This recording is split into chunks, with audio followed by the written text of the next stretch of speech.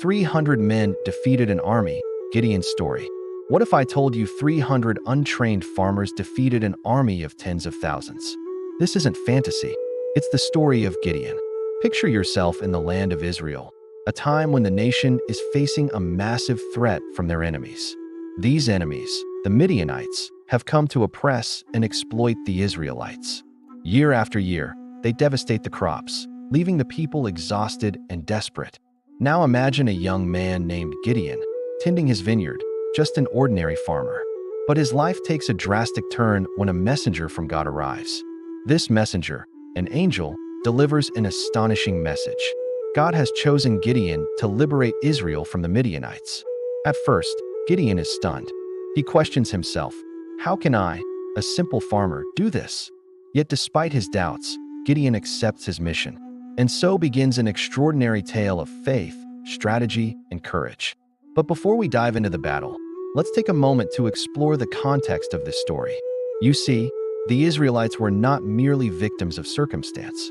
They had made a critical mistake, one that many of us can relate to. In their desperation, they had turned to other gods for help, abandoning the worship of Yahweh, their one true God. As a result, they found themselves under the oppressive rule of the Midianites. This part of the story serves as a reminder for us today.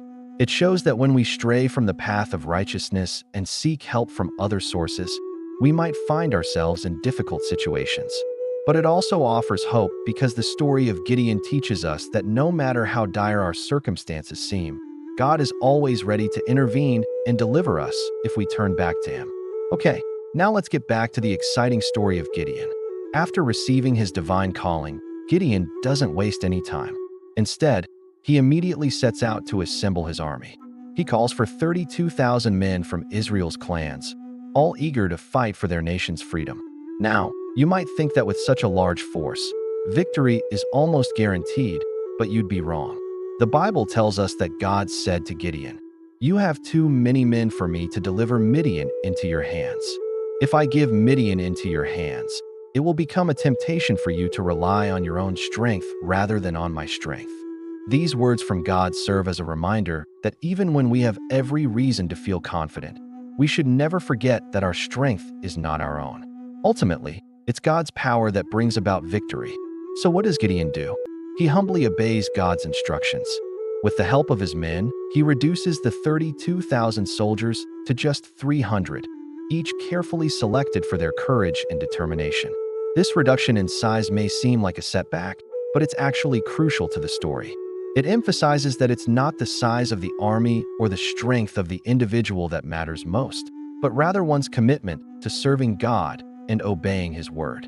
With his handpicked team of 300, Gideon now needs to devise a plan.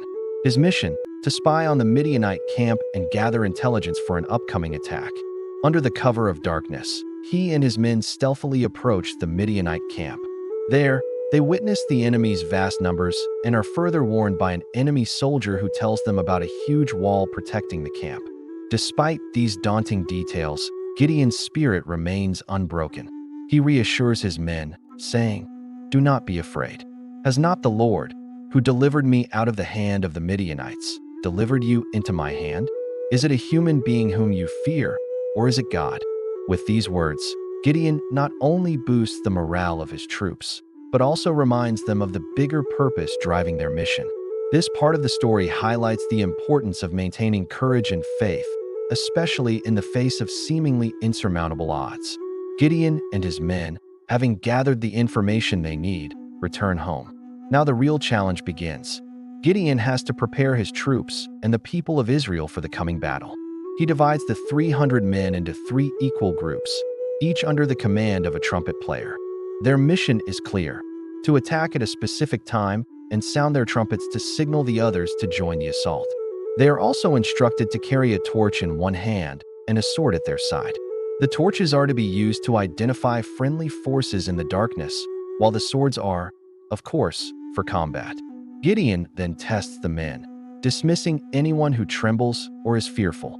This act ensures that only those truly committed and ready to face the enemy remain in his army. Finally, the night before the battle, Gideon gathers everyone for a powerful ceremony. Each man dips his staff or a piece of wood in the flask of oil and lights it on fire. This simple act serves as a symbol of unity, courage, and commitment to their common goal. The next day dawns, the day of the long-awaited confrontation with the Midianites. And as the sun begins its journey across the sky, Gideon and his 300 brave soldiers silently move into their battle positions. When the time is right, they spring into action. Trumpets blare, torches gleam, and the 300 men attack with unwavering determination. Swords flash, shields clash, and the noise of battle echoes across the valley. But it's not just brute force that wins this war.